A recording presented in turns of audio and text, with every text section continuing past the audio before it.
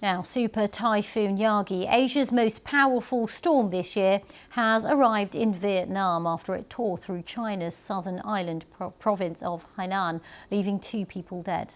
Yagi made landfall on Phong and Quang provinces in northern Vietnam, bringing wind speeds exceeding 149 kilometers an hour. According to local state media, the typhoon uprooted thousands of trees and swept ships and boats out to sea, leaving thousands without power.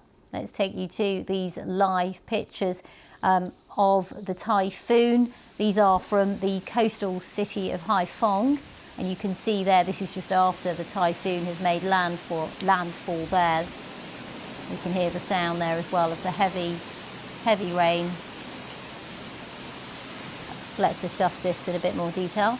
Joined now by Hai Phong, who's been following developments there. She joins us now from Taiwan. Hai, you're Vietnamese, and first of all, just on a personal level, your family's been impacted, haven't they?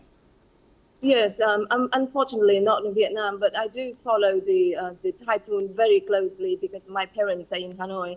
And of course, this is the largest typhoon to hit Vietnam in a few years. Everyone is anxious, and my parents are worried, and I'm worried too.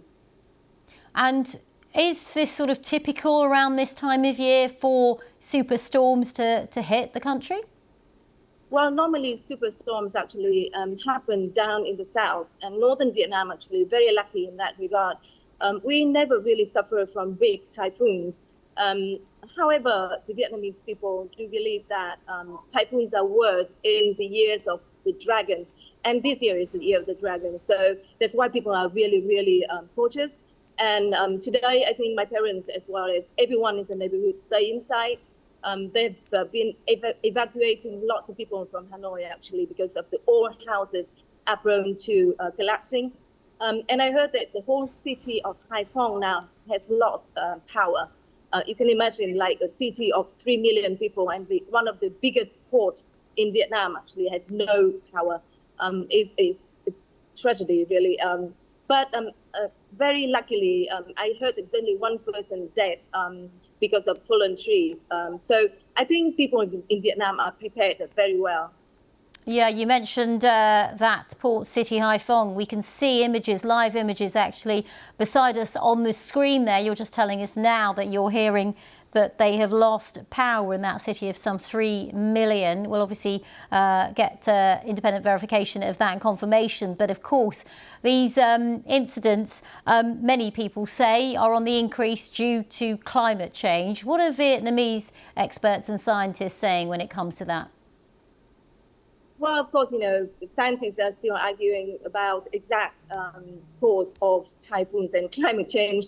So yeah, maybe climate change, maybe warming, global warming, maybe human impact on the nature. We don't know.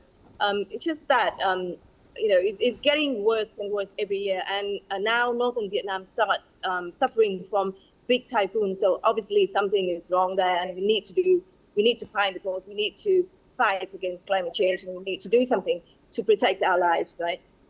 Okay, Hai Phong, a Vietnamese reporter currently in Taiwan. Thank you very much for sharing your thoughts on that story.